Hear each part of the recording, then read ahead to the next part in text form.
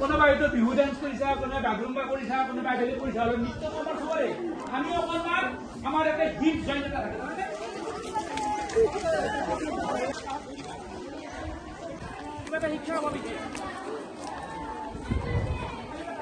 লগে লগে হাত দুখন ওপৰলৈ নিম আৰু ভৰিৰ গেৰুহা দাঙি ভৰি আঙুলিৰ পঠি হৈ গোটেই ভৰি ওপৰলৈ আনিম উশাহ লৈ না হাতখন আনিব উঠাই দিয়া আনি দিয়া চিধা কৰা অলপ ৰৈ যোৱা উশাহ এৰি নমাই দিয়া ভেৰি গুড বঢ়িয়া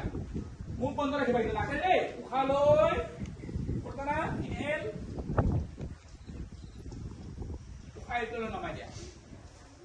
এগেইন উশাহ লৈ এৰি এৰি পুনৰবাৰ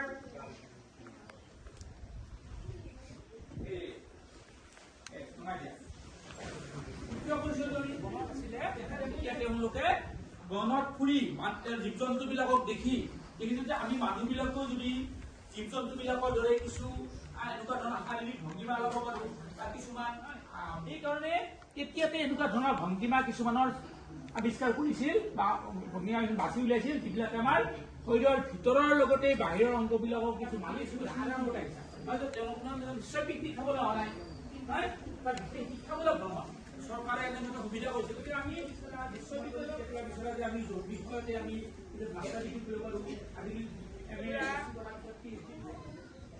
ষ্টপ কৰিবা এটা উশাহ বন্ধ ৰাখি ৰৈ যাবা উশাহ লৈ পোন হবা ভেৰি গুড পুনৰ হাতখন চেঞ্জ কৰা সৌহাত তলত বাহুৰ উশাহ লৈ এৰি এৰি ঘূৰা পিছপিনে লৈ লৈ পোন ৰিলাক্স এনেকুৱা কৰিছো দেখিছানে আমি দিলে নালাগে কিয় দে সেইটোৱে কথা আমিও যদি এনেকুৱা ধৰণৰ অকণমান ৰিলেক্স পাই তেতিয়া আমি বাকী কামবোৰ ধুনীয়াকৈ কৰিব পাৰোঁ এতিয়া আমি এটা কৰিম প্ৰত্যেকে শ্বাস লোৱা ভৰিখন অলপ গেপ ৰাখিবা ভৰি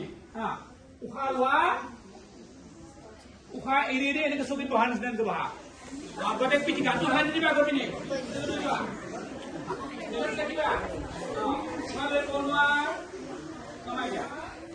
চকীত বহা নিচিনা ৰৈ যাবা তাত উশালৈ বনোৱা নমাই দিয়া বঢ়িয়া ভেৰি গুড ভাল লাগিছে আপুনি আমি অকণমান আমাৰ এটা হিপ জইন এটা থাকে জানানে হিপ আমাৰ কঁকালৰ ভাগ ভৰি আৰু কঁকালৰ য'ত লাগিছে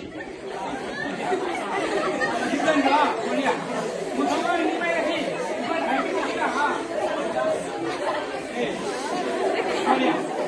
হৈ যাব এতিয়া চোৱা আমাৰ মাইণ্ডটো আমাৰ মন আজি আমি PMC দাৰকুছি হাইস্কুলৰ পৰা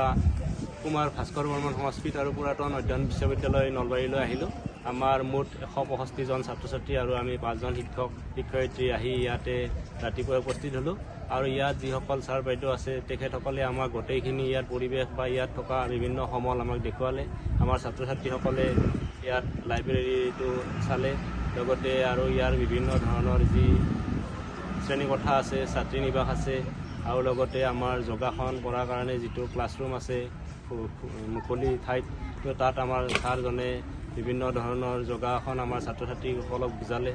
আৰু লগতে আমাৰ লাইব্ৰেৰীতো ছাত্ৰ ছাত্ৰীসকলে সোমাই তাত থকা কিতাপ পাতি আদি দেখা পাই খুবেই আনন্দিত হ'ল আৰু ইয়াৰ প্ৰতি আগ্ৰহ জন্ম হ'ল গতিকে এনেকুৱা ধৰণৰ যি শিক্ষামূলক ভ্ৰমণ ইয়াৰ দ্বাৰা ছাত্ৰ ছাত্ৰীসকলে যথেষ্ট উপকৃত হয় আৰু ভৱিষ্যতেও অসম চৰকাৰৰ যি এইবিলাক প্ৰচেষ্টা তাৰ কাৰণে আমি চৰকাৰক অশেষ ধন্যবাদ জ্ঞাপন কৰিছোঁ আৰু আমাৰ পৰৱৰ্তী সময়তো যাতে আমি ছাত্ৰ ছাত্ৰীসকলক ইয়ালৈ লৈ আহি এনেকুৱা ধৰণৰ শিক্ষাৰ যিবিলাক উৎকৰ্ষ সাধনৰ ব্যৱস্থা এইবিলাক কৰিব পাৰোঁ তাৰ কাৰণে আশা ৰাখিছোঁ।